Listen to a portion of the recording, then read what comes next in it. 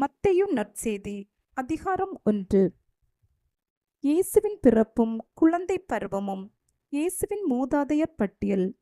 தாவீதின் மகனும் ஆபிரகாமின் மகனுமான இயேசு கிறிஸ்துவின் மூதாதையர் பட்டியல். ஆபிரகாமின் மகன் ஈசாக்கு, ஈசாக்கின் மகன் யாக்கோபு, யாக்கோபின் புதல்வர்கள் யூதாவும் அவர் சகோதரர்களும். யூதாவுக்கும் தாமாருக்கும் பிறந்த புதல்வர்கள் பெரேட்சுவும் செராகுவும்.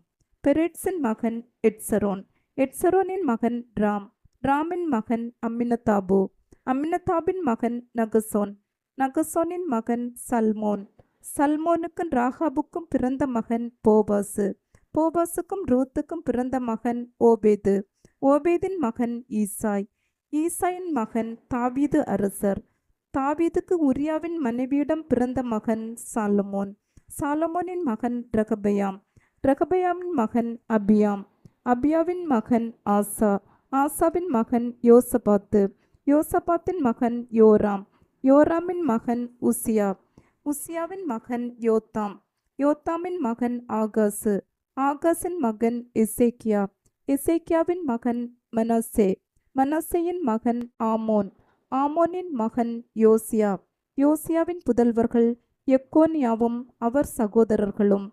இவர்கள் காலத்தில்தான் யூதர்கள் பாபிலோனுக்கு சிறைப்பிடித்து செல்லப்பட்டார்கள். பாபிலோனுக்கு சிறைப்பிடித்து செல்லப்பட்ட பின் எக்கோனியாவுக்கு பிறந்த மகன் செயல்திபேல், செயல்தியேலின் மகன் செருபாபேல், செருபாபேலின் மகன் அபியூது, அபியூதின் மகன் எலியாக்கிம், எலியாக்கின் மகன் அசோர், அசோரின் மகன் சாதோக்கு, சாதோக்கின் மகன் ஆக்கிம், ஆக்கிமின் மகன் எலியூது, எலியூதின் மகன் எலெயாசர், எலெயாசரின் மகன் மாத்தான், மாத்தானின் மகன் யாக்கோபு, யாக்கோபின் மகன் மரியாவின் கணவர் யோசேப்பு, மரியாவிடம் பிறந்தவரே கிறிஸ்து என்னும் இயேசு.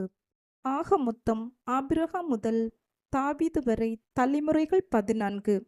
தாவீது முதல் பாபிலோனுக்கு சிறைப்பிடித்து செல்லப்பட்டவர்கள் வரை தலைமுறைகள் 14. பாபிலோனுக்கு சிறைப்பிடித்து செல்லப்பட்டவர்கள் முதல் கிறிஸ்து வரை தலைமுறைகள் 14. இயேசுவின் பிறப்பு. இயேசு கிறிஸ்துவின் பிறப்பை ஒட்டிய நிகழ்ச்சிகள். அவருடைய தாய் மரியாவுக்கும் யோசேப்புக்கும் திருமணம் ஒப்பந்தம் செய்யப்பட்டிருந்தது. அவர்கள் கூடி வாழும் முன் மரியா கருவிற்றிருந்தது தெரிய வந்தது. அவர் தூய ஆவியால் கருவிற்றிருந்தார். அவர் கணவர் யோசேப்பு நேர்மையாளர். அவர் மரியாவை இகழ்ச்சிக்கு உள்ளாக்க விரும்பாமல் மறைவாக விலக்கிவிட திட்டமிட்டார். அவர் இவ்வாறு சிந்தித்து கொண்டிருக்கும் போது ஆண்டவரின் தூதர் அவருக்கு கனவில் தோன்றி, யோசேப்பே, தாவீதின் மகனே, மனைவி மரியாவை ஏற்றுக்கொள்ள அஞ்ச வேண்டாம்.